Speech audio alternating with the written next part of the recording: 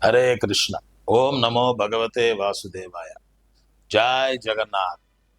చాలా మందికి ఈ ప్రశ్న ఉంది, ఎందుకండి ఈ 4 నియమాలు? మీరు కృష్ణ భక్తులు దగ్గరికి వెళ్తే ప్రధానంగా ఇదే చెప్తా ఉంటారు. మాంసభక్షణ చేయకూడదు, వ్యభిచారం చేయకూడదు, జూదం ఆడకూడదు, మత్తు పానీయాలు తీసుకోకూడదు. ఎందుకు అనంటే ఇవి భగవద్భక్తికి ప్రతికూలము.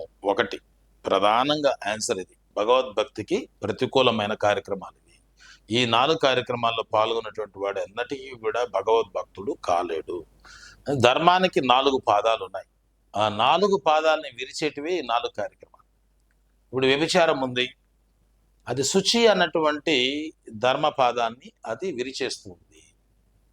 ఇప్పుడు మాంసభక్షణ ఉంది, దయ అన్నటువంటి ధర్మపాదాన్ని అది విరిచేస్తూ ఉంది.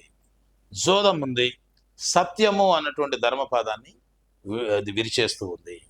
ఈ మాదక ద్రవ్యాలు తీసుకోవడం, మత్తుపానీయాలు తీసుకోవడము, అది తపస్సు అన్నటువంటి ధర్మపాదాన్ని విరిచేస్తూ ఉంది.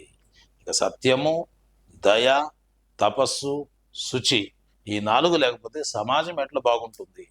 అందుకని ఈ సమాజం ఆనందంగా సుభిక్షంగా అది ఉండాలనంటే ఈ 4 పాపాల నుంచి సమాజంలో ఉన్నటువంటి వ్యక్తులు దూరంగా ఉండాలి.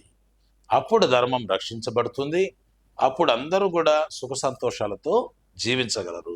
ఈ 4 ఎక్కడైతే ఉంటాయో అక్కడ విపరీతమైనటువంటి క్లేశాలు, కష్టాలు, బాధలు, పాపము ఇదంతా కూడా ఉంటుంది.